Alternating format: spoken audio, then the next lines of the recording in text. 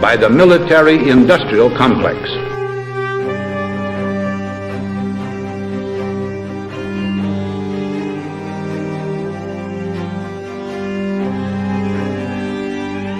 It could be seen to move violently forward, violently forward, violently forward. I'm just a patsy.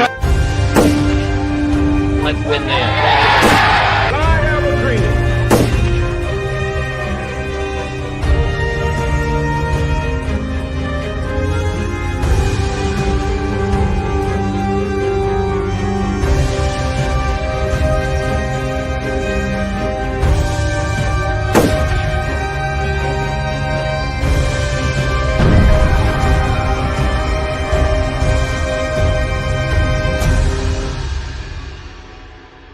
I said this once or twice, but it bears repeating. If you like your current insurance, you will keep your current insurance. You think about the Army and the Navy and the missions they run to protect the world, they run on SAP. You have done a really spectacular job. I guess pretty much everybody at this table is your customer, so that's not so bad. Exactly. So I want to congratulate Thank you, Mr. President. Thank you.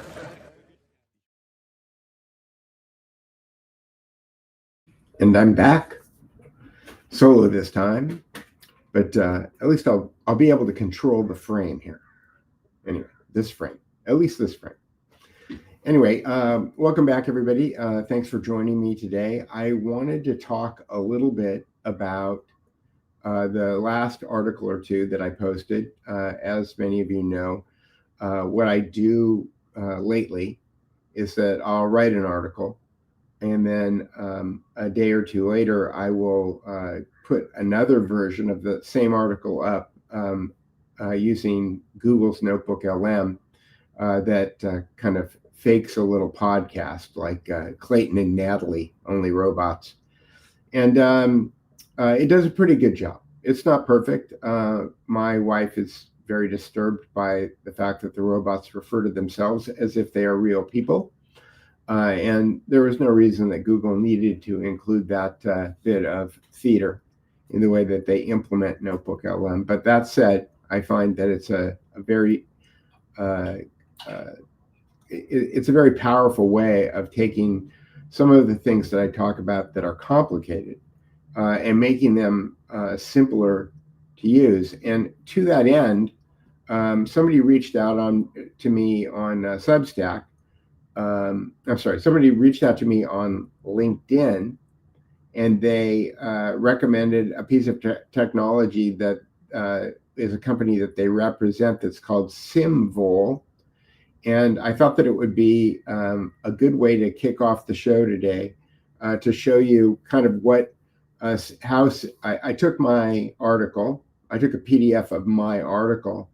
I dropped it into this AI engine called Symvol, and it made this video, which I think does a pretty good job. It does get into the nuance of my article, but from a top level kind of, let's think of it as Cliff Notes, it does a good job. So this is not Notebook LM. This is called Symvol. So let me show you this video first. Janus, the Roman god who embodies the art of controlled chaos and dialectical power across history. As Ovid wrote, the ancients called me chaos, revealing Janus as the very essence of orchestrated instability. This ancient Roman coin shows Janus with his two faces looking in opposite directions, while the reverse displays a chariot with Roma inscribed below. Here's a thought experiment. What if the Roman Empire never truly died, but simply changed forms? The oligarchic order flows from Roman Empire to Venetian Republic, then Dutch system, British Empire, and finally the Anglo-American Imperium. Janus symbolism branches into four key powers: chaos creation, threshold management, stabilization control, and dialectical warfare. This marble statue pairs Janus with Bellona, the goddess of war, showing how transitions and conflict work hand in hand. The Janus shrine contained the cycle of war and peace through its doors, open for conflict, closed for stability. Janus wielded two instruments of power: the key for access and inducement, the rod for direction and coercion. Here we see Janus in detail, holding his key and staff, the physical symbols of his control over transitions. Janus wasn't just about war, he also governed Roman finance and commerce. The Janus passages in the Forum housed merchants, money changers, and banking, making him the patron of financial thresholds too. Caesar's Gallic Wars reveal the practical application of divide-and-rule strategy in action. tribal rivalries, and factional conflicts were deliberately channeled towards strengthening Roman authority. Venice inherited and perfected these Roman methods through intelligence networks and diplomatic manipulation. The Venetian pattern was simple: create instability, exploit the crisis threshold, then impose Venetian terms. Francis Bacon appears as the executive producer behind the Shakespeare Project, connecting literature to intelligence operations. Bacon orchestrated multiple influence operations: the Shakespeare Project, early Freemasonry, and broader cultural control. The Masonic motto, Ordo ab Chao, order out of chaos, directly echoes the ancient Janus principle. The Janus sequence lives on in modern ideological and political frameworks. Marxism, critical theory, and problem reaction solution all follow the same pattern of orchestrated instability, leading to controlled resolution. The key and rod translate perfectly into modern terms: permission and compulsion, the carrot and the stick. The American Academy in Rome adopted Janus heads for their seal in 1913, the same year America surrendered monetary sovereignty. In 2024, Janus symbolism returned full circle to Venice itself. Contemporary artists explored Janus as the guardian of transitions and transformations in this Venice exhibition. The Palazzo Dieto displayed banners celebrating Janus, while social media spread the message of his enduring relevance. This modern exhibition mirrors ancient ritual, showing how Janus worship has adapted but never disappeared across millennia. Alrighty then. So what I wanted to do today, because the article is there and the Substack is there. The Substack is there and the Notebook LM version of it is there. The Notebook LM versions you can almost always find on my SoundCloud, which is soundcloud.com/The Duke Report. Or there's a link on the top of the Duke Report Substack page where you can just click on that. But I also usually render them out as videos, and I put them up. I haven't put this one up yet, but I put them up on YouTube. I put them up on Rumble. I put them up on Twitter. I try to make them as ubiquitous as possible so that people can find them. But what I wanted to do today is I kind of wanted to take you through my process of how I discovered these connections with Janus, because this isn't something that I've known for a long time. These were dots that I connected in the last 3 or 4 days. But my process for doing research is to kind of be a generalist. That is, I try to find researchers who do work, good work, thorough work, that I think meets some kind of an academic criteria of veracity. And then I try to look for patterns. This is where my epistemological approach comes in. And so we'll start off with an article. Let me see if I could share this. I'm sharing this.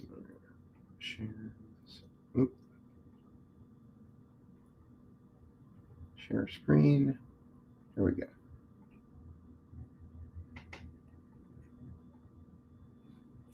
All right. For people who don't know who Michael Hoffman is, Michael Hoffman, I think, is one of the most important voices in the journalism space. And that is because he's incredibly well read and understands the esoteric and the occult side of what he calls the cryptocracy, I think, better than anybody who's alive right now. He wrote a book that I'm literally reading for, I don't know, the 12th time now, called Secret Societies and Psychological Warfare. And the reason that I'm reading it for the 12th time is because it's so dense and some of the ideas are so profound that it takes a while, once you read the book, to kind of come around to understanding the world the way that Michael Hoffman sees it. So after Charlie Kirk got shot, let me just call it the Kirk event, okay? Because there's some people who say that he didn't get shot. I believe he probably got shot, okay? But I also leave room for doubt. That is, if somebody came to me tomorrow with some compelling evidence that the whole thing was staged, I would look at it. I wouldn't just blow it off. Likewise, if if we find out, I do believe that events like this are fake. I think Butler was faked. I also believe that it's perfectly possible that Corey Comparatori was shot as part of the fake assassination intent in order to sell the veracity of the whole thing. So I don't swallow every story that I consume whole. I leave room for doubt. And I think leaving room for doubt is a really important thing, and a lot of people don't do it. So with that, I'm going to just click on this article. I think Hoffman is mostly right in the facts that he talks about in this article. However, there's a few things that I don't think that he's got quite nailed down. First of all, he portrays Charlie Kirk as an Israel defender, and he certainly was an Israel defender until, as far as I understand, a few days before his assassination. So Michael Hoffman didn't know that or didn't mention it, and for those reasons, I think that there are some things missing in this article. But I do pay a lot of attention to Michael Hoffman. I try to read every single thing that he writes because I do think that he's one of the great voices. But if I scroll all the way down to the bottom of this article, it's literally the last thing that he says in the article. And this is behind a paywall, by the way. So, but I think it's worth paying for. I think he's worth paying. The very last thing that he says in this article is that he quotes from Ovid. And the very last line of this poem from Ovid is, "The ancients call me chaos." And for people that follow my channel, you know that I'm kind of hyper obsessed with the word chaos and the way that it's used. And so when I saw it in Ovid, I started doing some research, and I thought, well, I actually read this whole piece. But what Hoffman says here at the end is, to what extent was Mr. Kirk and his still intact mass movement under the influence of the god Janus? What does such influence portend for the future? And I'll read you the poem here. "But to formed Janus, what god shall I say you are, since Greece has no divinity to compare with you? Then suddenly sacred and marvelous, Janus, the two-headed form, showed his twin faces to my eyes. Terrified, I felt my hair grow stiff with fear, and my heart was frozen with sudden cold. Holding his stick in his right hand and his key in his left, he spoke these words to me from his forward-looking face. Learn without fear what you seek, poet who labors. Over the days and remember my speech. The ancients call me chaos." So I needed to figure out what Michael Hoffman was saying here. You know, I needed to kind of dig into this. And so what I did was that I used GPT to go and find the authoritative sources on Ovid and on Janus specifically, and then all of the other references in classic Greek. Because one of the things that kind of rang out to me on this whole thing is that he says, let me go see, it's about Rome. "Since Greece has no divinity to compare with you." So for people that follow the show, you know that I'm kind of focused on the epistemological differences between Greek and Roman divinity, because we are told that the statue in New York Harbor is the Statue of Liberty. Can you check your mic? Can I check my mic? Yeah. Yeah, my mic is fine, but let me go check the settings. Audio. Yep, it switched over. Thank you, whoever called out my microphone issue. Is it better now? Yeah, the mic switched. I don't know why I did that. I still need to get in touch with StreamYard to try to figure that out. I'm glad that you called it out. When it's echoey, it's because it switches from this mic to the mic on my computer. And then when it gets echoey, it's because you're getting the room noise. So thanks, Janus, for calling that out. And I have yet to try to figure out why that does this, because I check my mic before I start the show and make sure that everything is okay. Anyway, that said, what I wanted to do is I wanted to figure out why Janus is uniquely Roman, because in the book, the Greek word for freedom by Dmitriev, which I reference often, he talks about how the Romans replaced the word. Now it sounds like it switched again, did it? The Romans, hang on, checking my audio, all right. The Romans told the Greeks that they weren't going to use their two words, eleutheria and autonomia, anymore to describe freedom, that they were going to use the Roman word, which was liberty, the Latin. Liberty means freedom that is bestowed on to you by the Roman Empire. Freedom as opposed to freedom, which it means you can do whatever you want. Liberty means you can do what the Roman Empire allows you to do. So then I started thinking about the Statue of Liberty and how the Statue of Liberty really looks like the god or the demigod Attis, who is the castrated shepherd lover of the goddess Cybele. And we have a 300-foot version of Attis in New York Harbor. And we also have a 555-foot high penis in the middle of the mall in Washington, D.C., that we call the Washington Monument. So I'm always kind of looking at these Greek-Roman differences. You know, what are the deltas that are in there?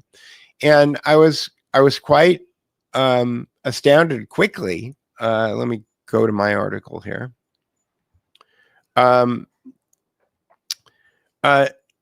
Oops, there we go. To discover that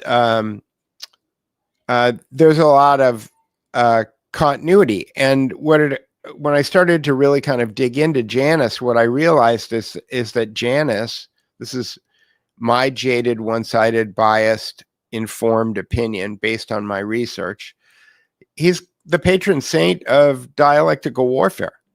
What do I mean by that? I mean that the two faces of Janus, there's multiple meanings for the two faces. One of the faces looks at the past or the present, and the other face looks towards the future, right?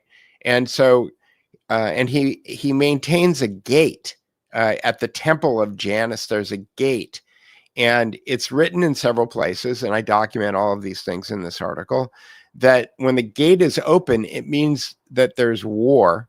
And when the gates are closed, it means that there's peace. And for example, during the time of Julius Caesar, there was the gates were in the Temple of Janus were always open. So that begs the question, and I disagree with Dmitriev because I did some research in Dmitriev's book on the Greek word for freedom, and he claims that it is an effect that Janus is just overseeing this natural transition. And from my way of reading the same materials that he's reading, and I quote all of them in here, that he's not overseeing the transition from one state of being to another. He's orchestrating it. He's the god of orchestrating change. He doesn't just observe change passively. He is the god of orchestrating change. And so to that end, I started looking at, how things move from Rome to the Venetian Empire, to the Dutch Empire, to the British Empire, to the Anglo-American Empire. And, looking at all of these transitions, and they all fit into this same kind of pattern, which is also the same pattern for It's the Hegelian dialectic of thesis, antithesis, synthesis. It's the same David Icke formulation as problem, reaction, solution. It's even the same formulation of death, resurrection, rebirth. These are all transitions that are going through this kind of gate. And he is the God that represents the power that oversees the transition going through the gate. And so the first thing I do in this article is that I kind of go through all the Roman sources that I'm talking about. And again, there's a lot of overlap with the things that I was looking at and the things that Dmitriev is looking at in his book. And again, the whole thing that turned me on to this in the first place was that one line at the end of the Michael Hoffman story, which is that the ancients call me chaos, because chaos as a word is a thread that runs all the way through all of this stuff. JFB is saying, where's George? This is my channel. George shows up sometimes. George is in Utah covering the Charlie Kirk story. And I'll talk about Charlie Kirk tangentially. I'll talk about Charlie Kirk in the meta when I'm finished here, but I'm not going to dig into chasing the laser pointer on Charlie Kirk. So I'm going to get back to, so I go through the Roman sources, and Livy and Virgil and Ovid and all of these other sources, and I come to the conclusion that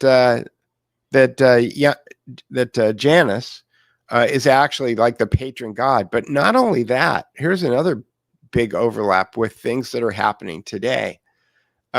Janus was the slang term that the Romans used for the moneylender sections of the Roman Forum. That is, all of the sections of the Roman Forum that were associated with Janus is where all the moneylenders wound up lending people money. So the kind of like the Roman banking district or finance district was called Janus. So I found that to be interesting, because in the Roman formulation of this transition, not only is it a transition from one form of government to another, or one form of being to another, Janus also represents the transition of commerce, that a merchandise going in one direction and money going in the other. Janus is the god that oversees all of that in the Roman form. So that's another kind of calculation as I'm looking at like the Anglo-Dutch and the Anglo-American empire and how they work. Finance is a very, very, so the Hegelian dialectic is a big part of it. And the management of finance is another big part of it. And so, Janus winds up becoming the practical overseer of divide and rule, of the Hegelian dialectic, of orchestrating events that force chaos, and then that chaos is managed into whatever the new outcome is. So it's very interesting. I go into the Venice of it. I quote Tarpley quite a bit.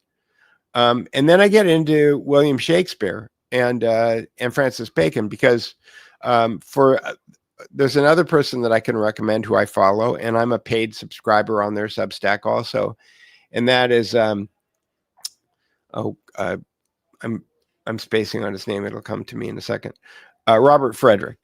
Robert Frederick's Substack is called The Hidden Life is Best, and he is doing some incredible work on Francis Bacon right now. Francis Bacon, who Peter Thiel happened to quote the other day, and Francis Bacon, who famously invented science as we know it to this day, but was quite likely the bastard son of Queen Elizabeth I. Queen Elizabeth I chartered the British East India Company, and Francis Bacon most likely was the executive producer of the program that we know as William Shakespeare.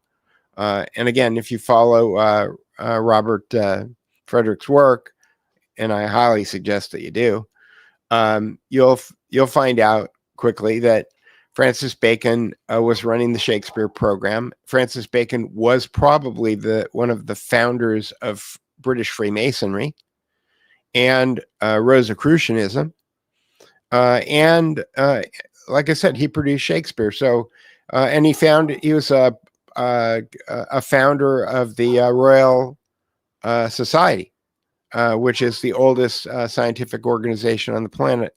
So, but what was interesting is that I started to try to figure out whether or not there was an overlap with Janus in Shakespeare, because that would tie Francis Bacon to my hypothesis that Janus is kind of the underlying patron of deity of this 3,000-year-old cult. And again, one of the things, and I'm just playing around with this idea at this point, but one of the things that in the truth or consequences way of framing ideas that the British Freemason influenced media and tricksters play is that they like to have you believe one thing when something else is true. And I know that there's a lot of energy in making Lucifer, specifically Albert Pike was the progenitor of announcing in Morals and Dogma that Lucifer is the ultimate high god of Freemasonry. But the more that I dig into Janus, I wonder whether or not that is just a canard that is put out there in order to distract us from the idea that maybe it's Janus. I'm not sure. Again, I'm 3 or 4 days into this at this point, but Janus is referenced in some really important plays, too, specifically, that were Shakespearean plays. Let me go see which ones they are.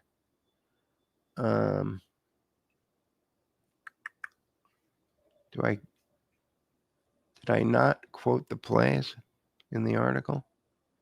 If I didn't quote the plays in the article, yeah, in Janus, archetype runs beneath both projects. In Shakespeare, Janus is invoked as both the double-faced witness of duplicity, betrayal, and shifting alliances, a symbolic shorthand for controlled instability. Okay, so I do have it in my notes, and I didn't put it. I did write it down. I wrote it down in my notes. I need to go back and put it into the article. But suffice it to say that there are 2 plays in which Janus is referenced. And so that ties the idea of Janus to Francis Bacon and the Royal Society and the British East India Company and the empire that is running the world today. So that was another data point that I put together. And again, like I said, I will go in and I will put the quotes from Shakespeare in here. I had big, long quotes. But anyway, moving into modern times, Janus, since he is the arbiter, or at least the deity that represents the arbitration of moving through the gate, this also fits Marxism. It fits cultural Marxism in the Frankfurt School. It fits operant conditioning, which is a psychological way of changing people's belief systems using punishment and reward. And so there's a lot of evidence to me that this is a continuing program, that this isn't something that ever stopped. And it's interesting that the American Academy in Rome, they adopted the symbol of Janus when they were founded in 1913 in Rome. 1913 is the year that I contend that America as an independent country separated from the British colonies was subsumed back into the British Empire by virtue of the creation of the Federal Reserve Bank, which effectively took control of American money. And when it took control of American money, then it was very shortly after that, because when you have the ability to create money in an unlimited way, then and you're not and the money that you're creating is not being audited by anybody, which is the whole point of what Ron Paul talks about. Then you're free to buy every politician and every bureaucrat in that country. And I believe it starting in 1913, that's exactly what happened. And the United States just ceased being an independent entity at that point. And the reason that we turned around and jumped into World War I a couple of years later, and then, became the arsenal for democracy during World War II. And, essentially the Anglo-American Empire in 1946 with Winston Churchill's assassination of FDR, then you wind up with this empire that there's a through line, from Rome to Venice. You take a little side trip to Switzerland and Amsterdam, then you jump over to London and then over to Wall Street. But the roots are all there. And by the way, they didn't abandon any of these places. They still have roots in Venice and in Amsterdam and in London. And to that end,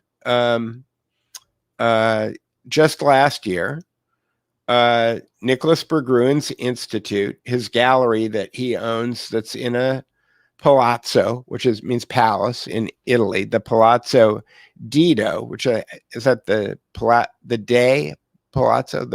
of Day. Is that right? No, God. Dido. We should look that up. Maybe somebody in the commerce knows. Search, let's see, copy. Ask GPT. Here, let's try that. Well, that didn't help. That didn't help. Hang on one second, everybody. I apologize. The Palazzo Dido. Where did it go? This is not very professional. I've lost my place. Oh, I'm not on the right screen. That's why. Here we go. Palazzo Dido. Go to ChatGPT. Translate.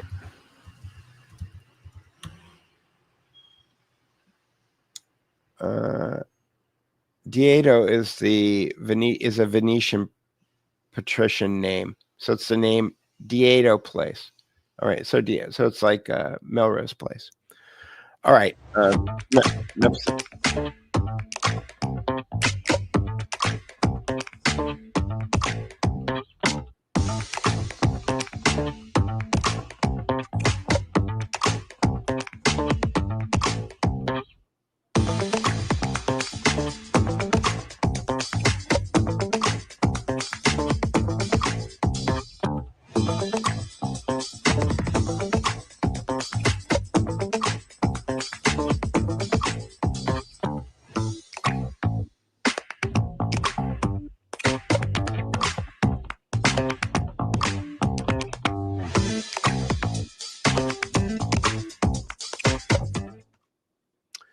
So you might have noticed that the name Berggrun came up there at the end, because Nicholas Berggrun owns this, or his institute owns this palace, which is directly across from the Doge's palace in Venice, because they've taken pictures of the patio out on the front of their palace, and across the water is the Doge's palace. So we have all these reoccurring themes, right? We have Elon Musk, and he's doing his Doge thing, and somebody pointed out in my Substack, in my Substack comments that Jeff Bezos just got married a couple of weeks ago in Venice, and Elon Musk is calling himself the Doge, and so are any of these things? Are these things just a coincidence?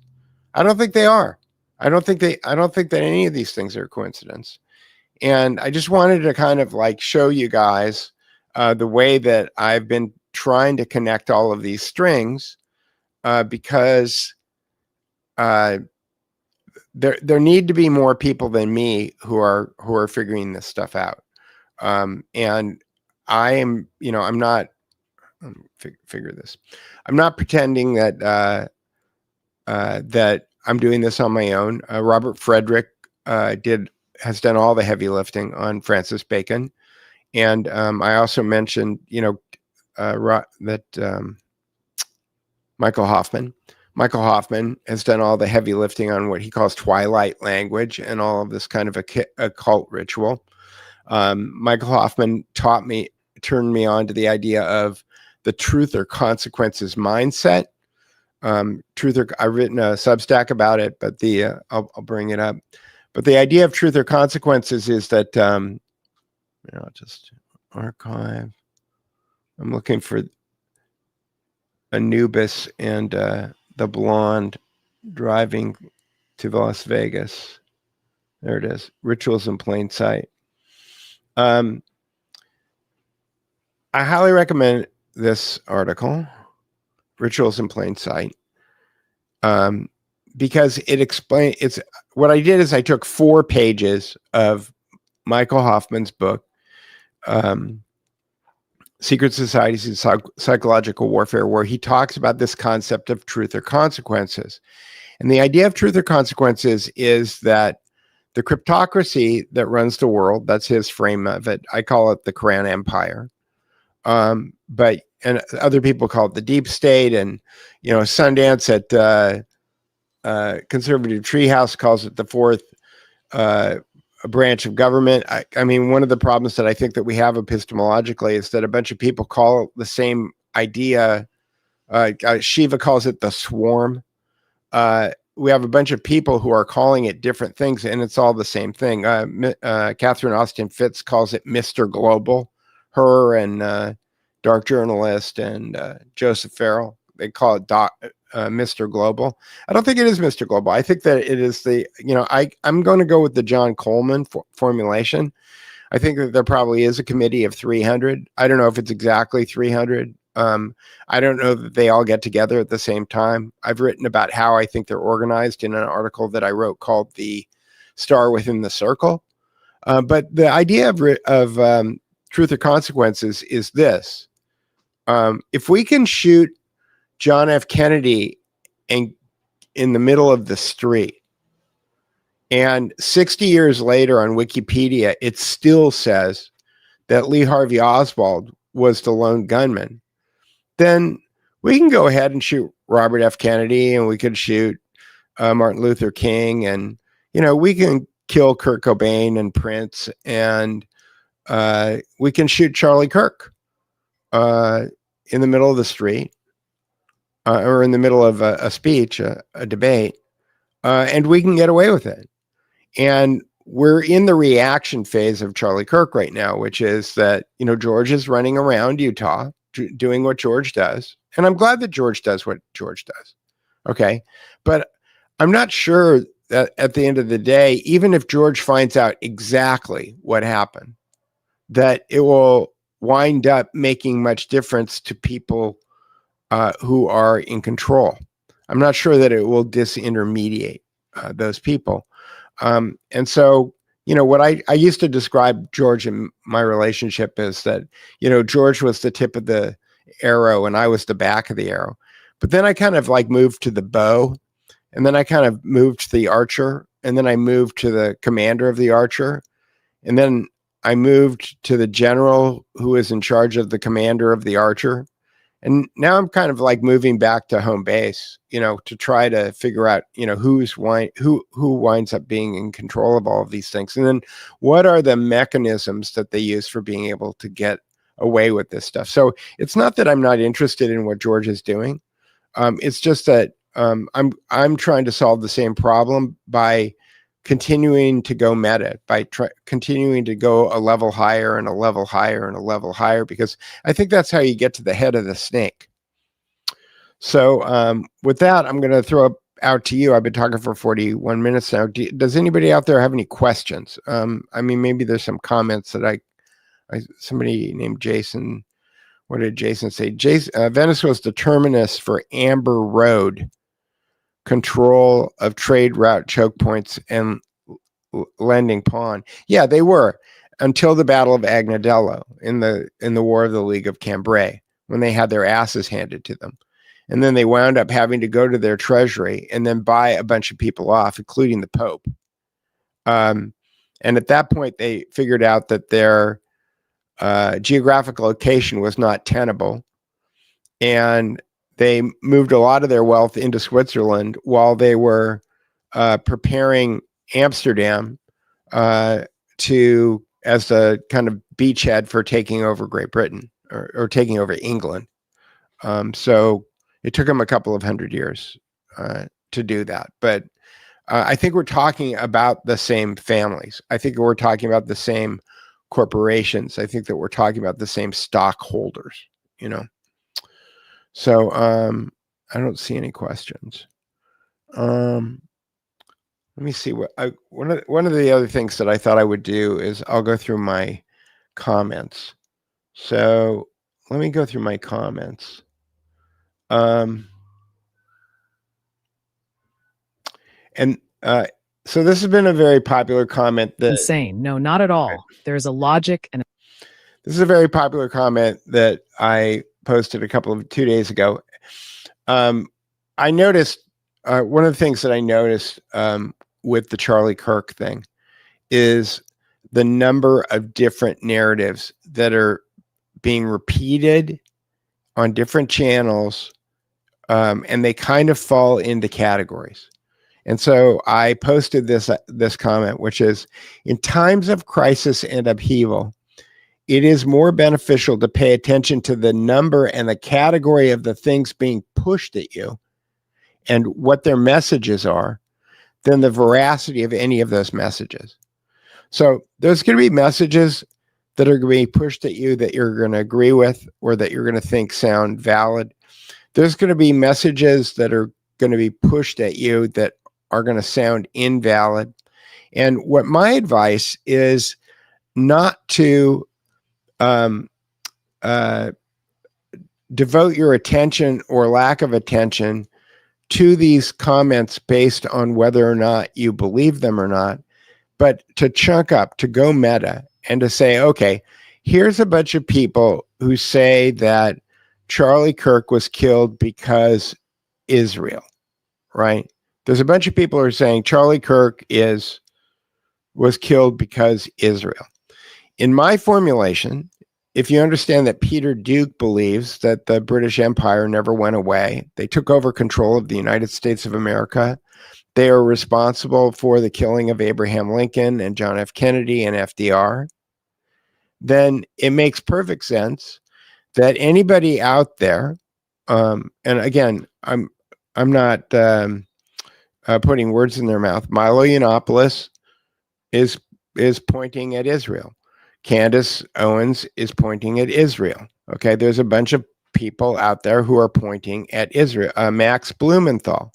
Now, I know that Max Blumenthal is being fed information by somebody who I believe was probably my ex-business partner.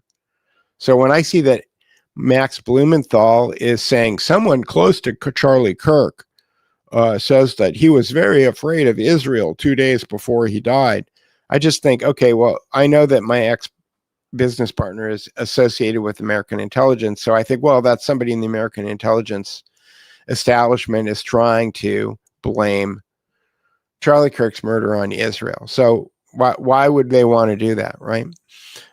We can hypothesize why they'd want to do that. I'm not going to go into it here. The point of this comment that I made is that we need to be circumspect and we need to look at the categories at which all of these messages are falling into, and then group the people together who are saying these things.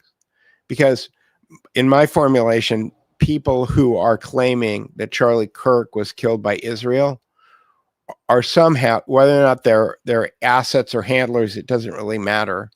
They're operating on behest of MI6, the Special Operations Executive, Her Majesty's Secret Service, whatever you want to call it, right?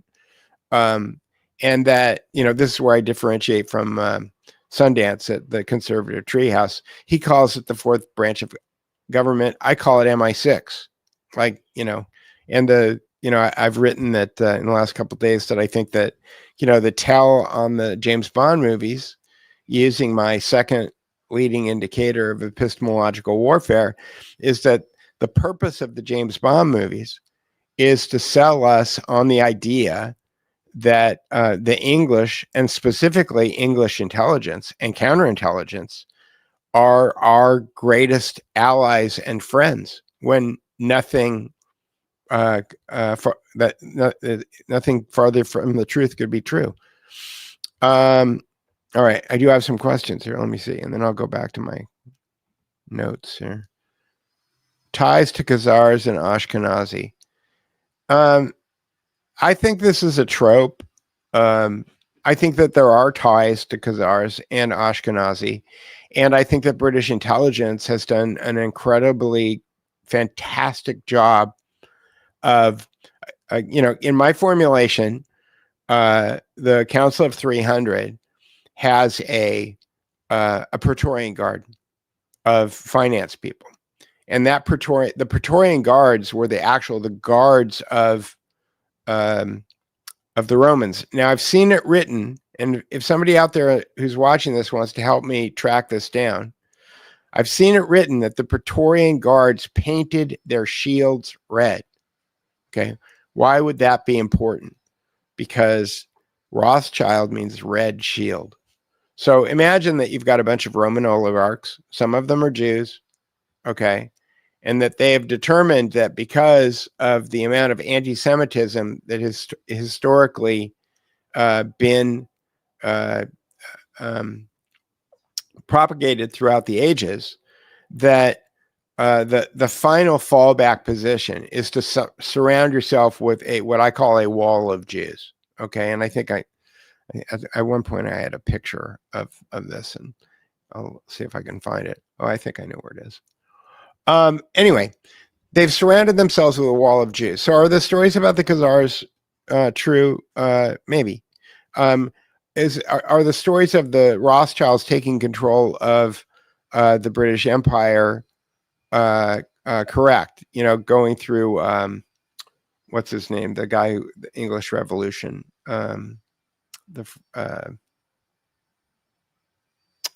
Somebody in the chat will tell me. Anyway, were there Jews and Jewish financial people who helped facilitate the control of the British Empire? Yes, 100%. Okay. There's something that I'm researching right now called British Israel. John Dee, again, contemporary of Elizabeth I and Francis Bacon, kind of was the seed kernel of something called British Israel, where the idea was that the Arthurian legends, these people supposedly were direct descendants of the Holy Family, and so the royal bloodlines of Europe have direct bloodline to Jesus, to the house of David. I don't know if any of that is true. These are all stories, right? But part of the reason that I try to focus on the last 500 years is because there's lots of evidence for who's in control and what they're doing. At the end of the day, does it matter if it's the Khazars? Does it matter if it's the Ashkenazi? Full disclosure, I'm half Ashkenazi, right? And I had no religious upbringing at all when I was a kid.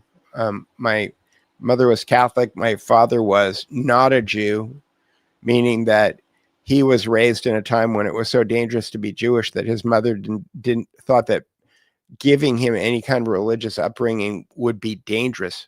And so my father was born Jewish, but was raised completely in a secular way. My mother was Catholic. I was baptized Catholic when I was a few weeks old.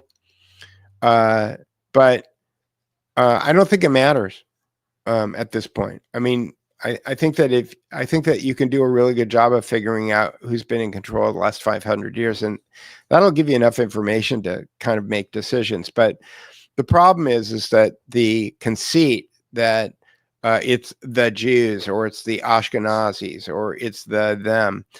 It takes your eye away from things like the geopolitical, and I think I do have a picture of this, the geopolitical, let me see, reality of where the Middle East is. Okay. This is the map that I've shown many times. This is Halford Mackinder's map of the world.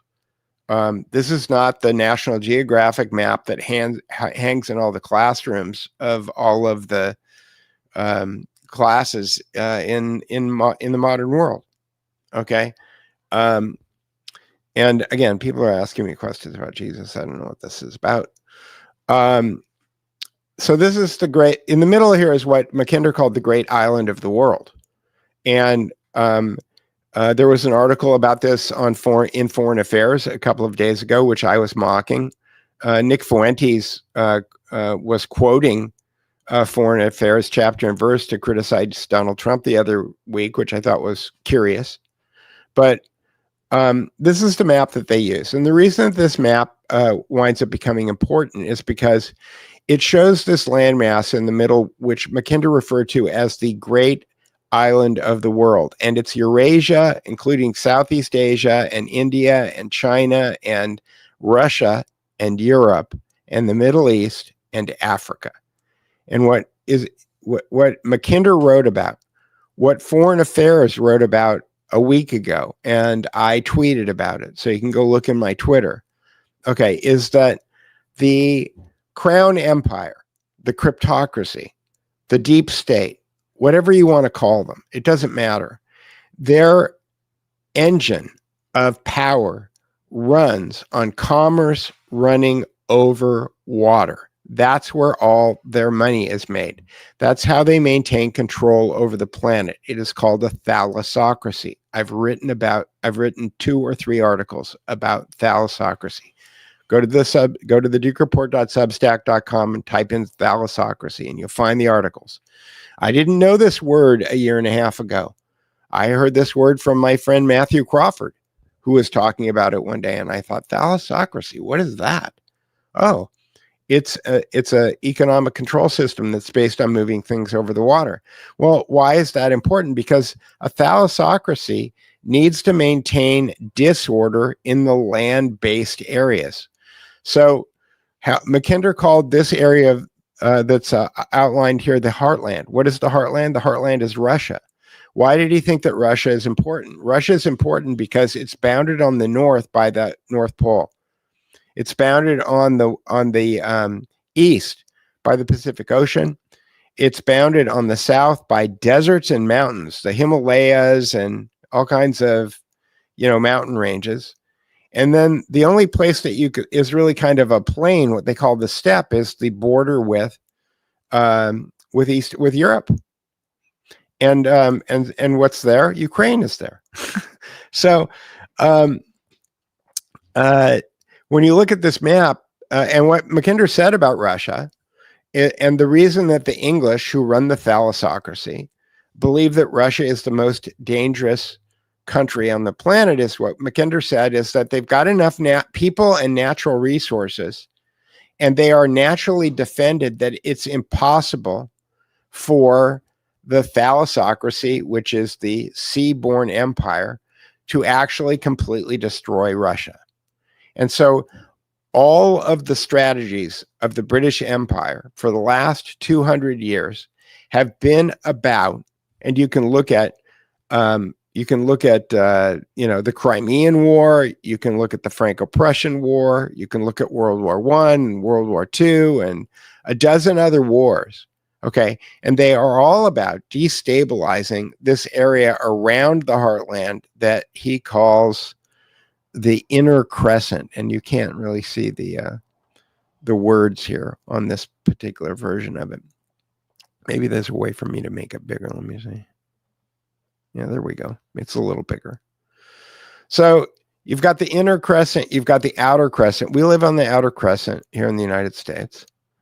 And so this is what he calls the great island of the world.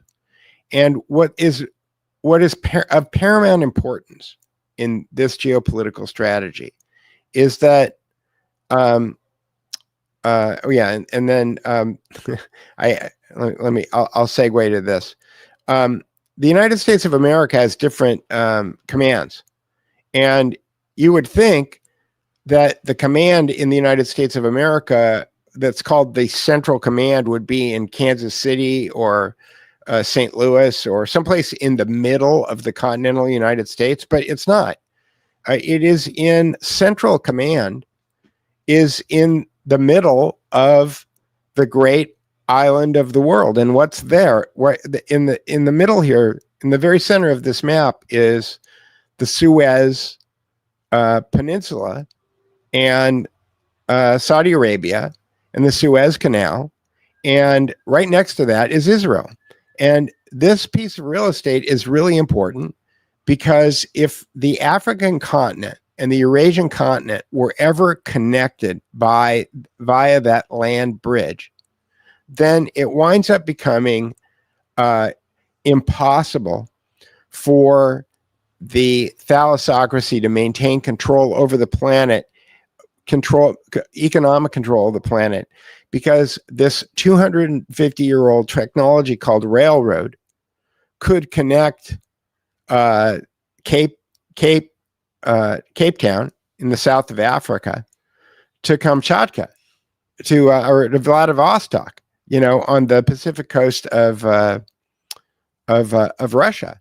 And in fact, you could connect the Trans-Siberian Railway to the Bering Strait, and you could connect the United States of America. This is something that Matt Arrett and the LaRouche people talk about all of the time. So the key that you need to understand about this area of the world is that they want you to pay attention to the religious struggles. They want you, this is why making Israel the bad guy is a trope right now in the Charlie Kirk controversy, because getting a bunch of people to hate Israel, getting a bunch of people to hate Muslims, getting a bunch of people to hate white people, getting a bunch of people to hate black people, this all goes back to Janus.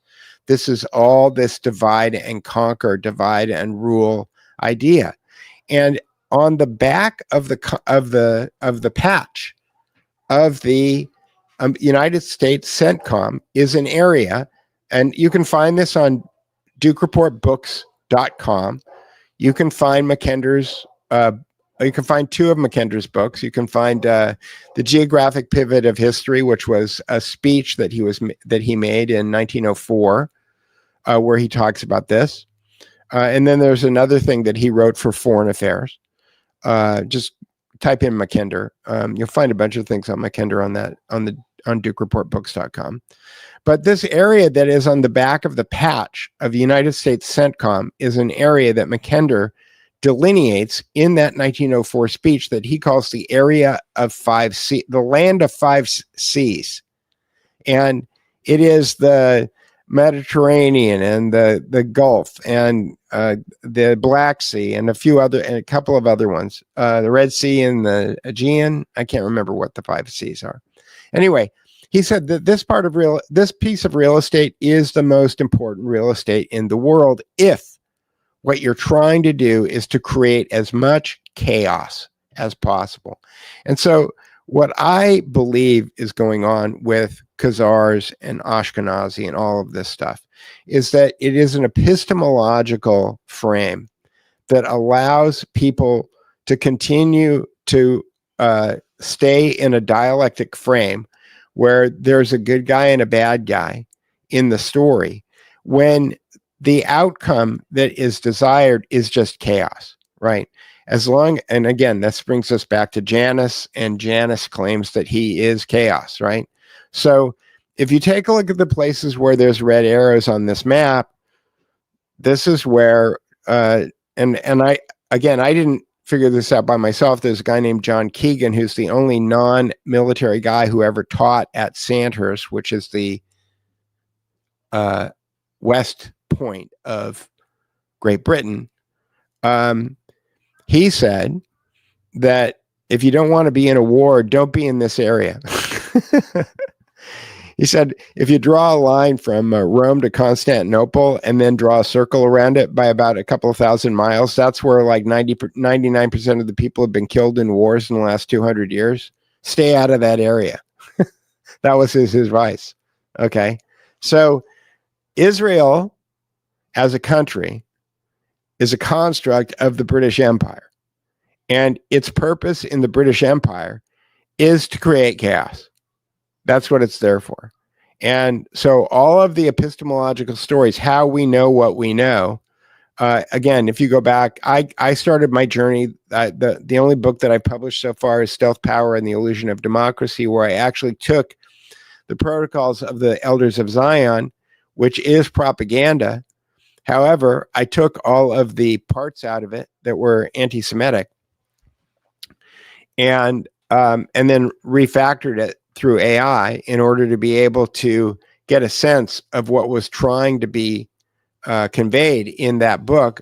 And it kind of mapped exactly to this Janus worldview of the secret society that controls the world. Now, whether or not they're Jews or not, that's a completely different question.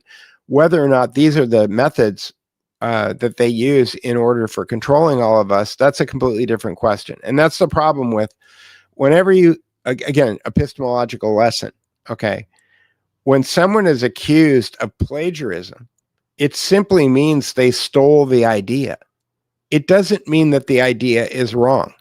So when the protocols of the learned elders of Zion were attributed to, quote unquote, the Jews, okay, you can't throw out that entire corpus with the bathwater because, and that was the purpose of my exercise and the reason I published it as a book, because somebody is doing it, right? Freemasonry, if you follow the history of the Illuminati, had one mission. It was being directed by Francis Bacon, from the time that Francis Bacon founded them. But in 1776, which some people argue is the reason that those numbers are on the bottom of the pyramid on the back of the American dollar bill, then that organization was permeated, to use a word that's used in the Fabian circles, and then redirected to the purposes of the Illuminati. So we're in a epistemological war space. There are things that you can find out historically about Khazars. I think that the common trope is that the Rothschilds are Khazarian mafia and that they're not really Jews. And my point is, it doesn't matter. Like, if we know it's the Rothschilds, let's just go get the Rothschilds. Like, I don't care what religion they say they are. I don't care what their reasons are for doing the things that they're doing. I want them to stop doing it. This is where you get involved in, what Thomas Aquinas would argue is arguing about the number of angels that are dancing on the head of the pin. I don't really care about the Khazarian Ashkenazi narrative that much, except that if there's some pattern there that I can match, and people have all kinds of weird patterns that they're matching. But again, I think that if you back up a little bit, what's the point of the Khazarian lore? What's the point of the Ashkenazi lore? And the point of it is to get you to distrust or hate people who have a particular religious belief, and that's dialectic. So I think that as soon as you smell the dialectic, you should run away. So I've probably talked enough about this, and we'll go to the next one. Sorry. The next one is any connection with the state UK official visit today? I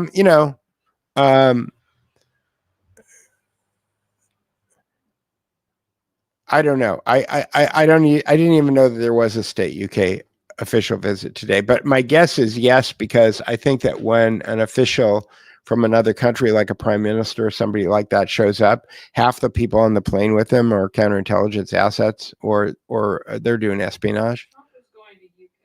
Trump is going to the UK. Yeah. Okay. Well, maybe that's ring kissing. Maybe they're going to give him some instructions in person, that they can't use intermediaries to be able to deliver. I'd be very interested in seeing what Trump's schedule was, and beyond the whatever prime minister he's talking to. Is the prime minister still a Fabian? Again, Fabian. Who is Fabian? The Fabian Society, the Prime Minister of Great Britain, last time I checked, was a Fabian. Keir Starmer, right? The Fabian Society has been doing social engineering in Great Britain and the United States for over 100 years. They're named after a Roman general who is the lead story on why he's famous is because he did everything slowly through attrition. But the lesser known story about Fabius is that he was an epistemological warrior. He very much was involved in the redefinition of things like words and the implementation of ideas like liberty as opposed to freedom. Freedom is something that the founders of this country declared are ordained on you by God. Liberty is freedom that you are allowed to have by a higher power. So think of a captain pulling his ship into port. The guys on the ship want to get off the ship. The captain gives them liberty for a day. They're allowed to go and be free for a day, as long as they don't break any laws, and then they have to be back at a certain time. And if they're not, bad things will happen to them. So liberty is not freedom. Every 8th grader in every class in the world should understand what the difference between liberty and freedom is. And you can try this at home. Thanksgiving is coming up. When you're sitting at the dinner table, ask everybody if they can ask the table if there's anybody there who can tell you what the difference between the word liberty and what the word freedom means. And my guess is that you will get donuts. I'm not saying you're going to get donuts for Thanksgiving. I'm saying you're going to get a zero. You're going to get nobody at the table who's going to be able to explain to you that freedom is a word that means that you can go do whatever you want. And liberty means you're free to do something that somebody has allowed you to do. All right. Those are very, very different ideas. And that's why I think I posted something the other day. I'll go back to my comments here. I'll bring this up.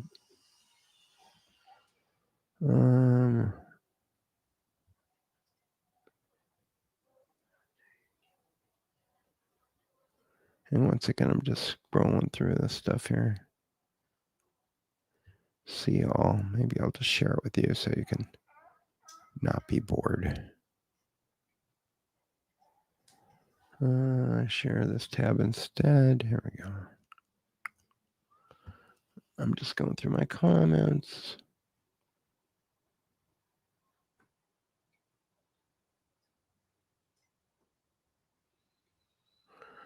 I said liberty is the curse of a people who cannot manage their God-given freedom.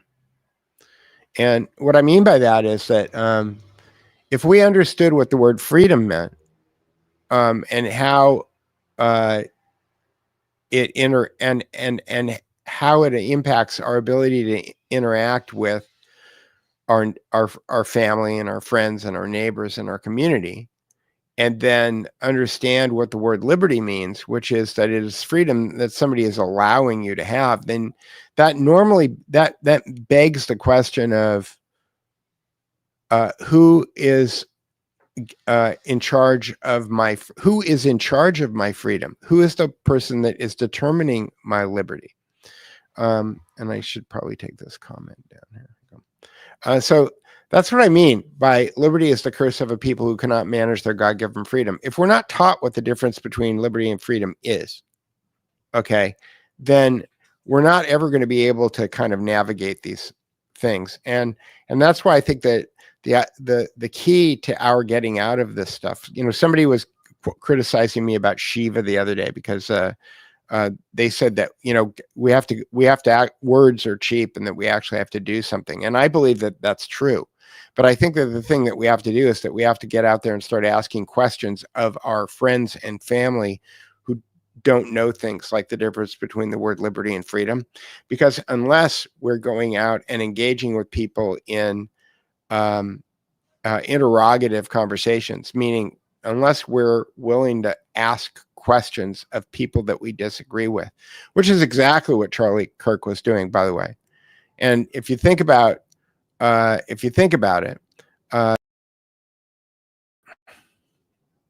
on.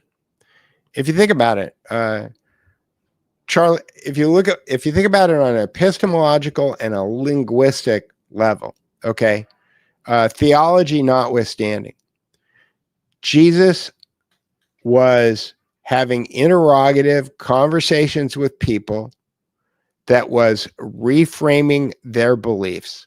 If you take a look at the Gospels, if you take a look at the red letter Gospels, right, and you understand that the technique of Jesus was to question people in order to be able to move their frame of belief from here to here. Charlie Kirk did the same thing. I didn't agree with Charlie Kirk on many things, okay? I agree with Jesus on a lot of things. I agree with Jesus on everything, okay? So there's a big difference between Tony Robbins and Charlie Kirk and Jesus, okay? But they used the same method, okay? And my contention is that what made Jesus more dangerous than anything was his method of changing people's belief systems. So the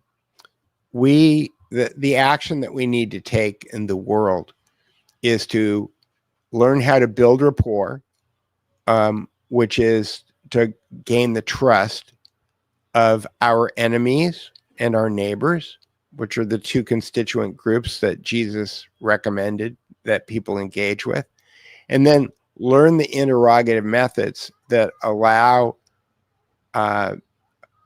logos and crisis, which means discernment in Greek, to enter in with love, and that will move people into the right frame of mind, okay, to be able to make the world a better place in order to create heaven here on earth, okay? These are the processes. These are the linguistic, epistemological processes. So I know I've gone completely far in afield from the state UK official visit today, but I would find out what Donald Trump's calendar is and who he's meeting with. You may be able to figure that out on the White House website. Is Jesus a Semite? Yeah, this is a clickbait question. Whatever. Yeah, Jesus was a Jew. Okay, great. Do you think Epstein was in the middle management of your Council of 300? No. I think he was probably one tier removed. It's a good question. I mean, one of the things that I think about Epstein a lot is that, he had all these interactions with Prince Andrew. And people are saying, oh, he was blackmailing Prince Andrew and he was doing all this terrible stuff to Prince Andrew. I think Prince Andrew might have just been his handler. Again, I think British intelligence is, there's lots of people who are involved with British intelligence who are in the 300. Okay. And I think that those people I call people who are operating on behalf of the Council of 300 with knowledge of the Council of 300, I call handlers in my ontology, and people who are working for them are assets. So, I think Epstein was in charge of a lot of projects. He was probably incredibly effective at what he did. He had a lot of responsibility. And I mean, one of the things I found out the other day, again, and I haven't seen this written around much, but he's famous. This place, they call this place a townhouse. Now, somebody could fact check me on this, okay? Because I only read it in one place and I haven't had time to go fact check myself on it. but the supposed townhouse that he was given by Les Wexner, which is the biggest mansion in Manhattan, used to be a school, and it's 51,000 square feet. 51,000 square feet is a big enough space that you could spend days in a building like that and not see other people that are in the building. You know, that's like a giant facility, right? So I keep seeing the news calling it a townhouse. It's like, I don't know anybody who's got a 51,000 square foot townhouse. Anyway, there it is. I think Epstein was in charge of a lot. I think he was a project manager who had a lot of projects that he was in charge of. But he may be a blood relation. He may be a blood relation to somebody who's in the Council on 300. That's something, you know, that there's always the part that they leave off of the mice formulation, which is money, ideology, compromise, and ego. They always leave off family. So Epstein is a pretty popular name, but you know, maybe he's related to somebody. Maybe that's the deal. Jason says Janus is a symbolic projection for Siamese twin variants. I don't know what this means, so I'm gonna let it go. Anyway, I don't know if anybody else has any other questions, but in any case, go check out thedukereport.substack.com, and you can find my story on Janus. You can find my Bots React story. I was doing some, I was digging around because Dmitriev, the guy who wrote the Greek Word for Freedom book, he has a different take on Janus's agency in the formulation of the transition. He thinks that as the patron god, he's just overlooking it. My reading of the Roman texts is that he is supervising and initiating. So that's a different take than Dmitriev. But in any case, you can go to the dukereport.substack.com. You can go. I've got almost 200 podcasts of different books and other mostly books on my SoundCloud, which is soundcloud.com/thedukereport. You can find links to that on my website. You can support this channel by becoming a paid subscriber to the Duke Report at thedukereport.substack.com. You can also buy me a coffee by going to buymeacoffee.com/thedukereport. And you can also buy t-shirts. I created some EpiWar t-shirts that I put up on the Duke Report t-shirt store, which you can get to by going to the Substack and clicking on the shop button. Or you can buy my book at Amazon.com, Stealth Power and the Illusion of Democracy. So with that, I'll just take a look and see if there's any other questions. And I don't see any. So I will see you again next week. Thanks for supporting this channel, and I'll see you later, everybody. Bye-bye.